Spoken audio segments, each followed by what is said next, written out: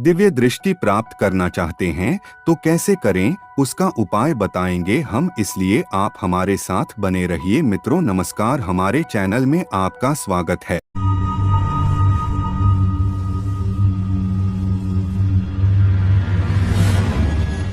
तांत्रिक साधु बनना इतना आसान नहीं मित्रों जितना हम सोचते हैं। साधक बनने के लिए अपने को बहुत कष्ट उठाना पड़ता है, बहुत ही मेहनत करना पड़ता है। कई लोग तो साधक सिर्फ नाम का होता है, सिर्फ पैसा ठगने का चक्कर में होते हैं। ज्योतिषी बहुत ऐसे हैं जहां बड़े से बड़े विपत्ति को भी दूर करते हैं, लेकिन कुछ ज्योतिषी पैसा ठगने के लिए भी सोच रखते हैं। तो मित्रों मैं आज आपको ऐसे शक्तिशाली मंत्र देने जा रहे हैं जहां अपने को गर्व महसूस करेंगे और आप ऐसे शक्तिशाली मंत्र को सिद्ध कर सकते हैं। अगर एक बार इस मंत्र का सिद्ध कर लिया तो आपको दिव्य दृष्टि शक्ति प्राप्त होगी। दिव्य दृष्टि प्राप्त करने के लिए बड़े बड़े साधक तांत्रिक कष्ट उठाते हैं मगर आज तक सफल नहीं हो पाए। इतिहास में ऐसे कोई साधक स्वयं दिव्य दृष्टि प्राप्त नहीं कर सके, क्योंकि यह दिव्य दृष्टि प्राप्त करने के लिए अपने शरीर को परिपूर्णता से समर्पित करना होगा। क्या आप कर सकते हैं? इस शरीर में आराम नहीं देना है और न ही आपको 3 टाइम भोजन करना है। इसका कुछ महत्वपूर्ण नियम है और इस नियम को पालन करना इतना आसान नहीं है।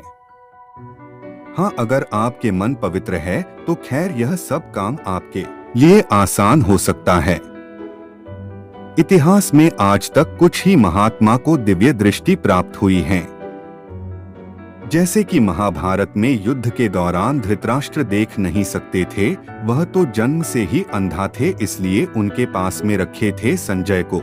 उन्हें पता है संजय को भगवान श्री कृष्ण से दिव्य दृष्टि प्राप्त हुई है, इसलिए महाभारत में जो भी युद्ध के परिणाम होता था सभी परिणाम संजय अपने दिव्य दृष्टि से देखकर राजा धृतराष्ट्र को सुनाया करते थे। दूसरा महाभारत शुरू होने से पहले भगवान श्री कृष्ण ने पांडु पुत्र अर्जुन को प्रवचन दिया था, जिसको हम लोग भागवत गीता के रूप में जानते हैं। प्रवचन देते समय भगवान श्री कृष्ण ने अर्जुन को अपने विश्वरूप का दर्शन दिया था और उस समय दर्शन देने के कारण अर्जुन को दिव्य दृष्टि देना पड़ा नहीं, तो ऐसे विराट विश्वरूप दर्शन करना अर्जुन के लिए अपने नेत्रों से संभव नहीं था। तीसरा, आप तो जानते हैं रामायण के विषय में।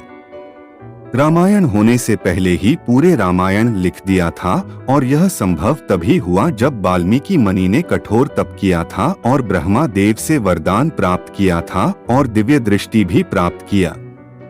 वाल्मीकि मुनि ने भूत, भविष्य और वर्तमान सभी जान सकते थे अपने दिव्य दृष्टि शक्ति से। आप सभी ने तीसरी आंख के बारे में तो सुना ही होगा, भगवान शिव के तस्वीर में देखा ही होगा, और इसी को दिव्य नेत्र, दिव्य चक्षु और दिव्य दृष्टि। इस नेत्र के खुलने पर मनुष्य के जीवन में ऐसी शक्तियों का संचार होता है जिसका आप अनुमान भी नहीं लगा सकते हैं। इस नेत्र के खुलने पर भूत, भविष्य और वर्तमान आसानी से जाना जा सकता है। घर बैठे तीनों लोकों की यात्रा की जा सकती है। यह नेत्रों हम मनुष्य को दिखाई नहीं देता है मगर अंतरात्मा में दिखाई देता है। अगर आप तीसरा नेत्र को जागृत करना चाहते हैं या उसी चीकू से देखना चाहते हैं तो चलिए कैसे आप सफल हो सकते हैं, सारे बताएंगे। सबसे पहले आप किसी निर्जन स्थान पर बैठ जाए, हाथ में एक 108 जप माला लेकर नीचे दिया गया मंत्रों का शुद्ध उच्चारण करके जाप करते रहें जब तक आपको अपने तीसरी आंखों का आभास नहीं होता, तब तक आप जाप करते रहें निरंतर। अगर वीडियो अच्छी लगी हो तो वीडियो को लाइक करें और चैनल को सब्सक्राइब करना ना भूलें। धन्यवाद।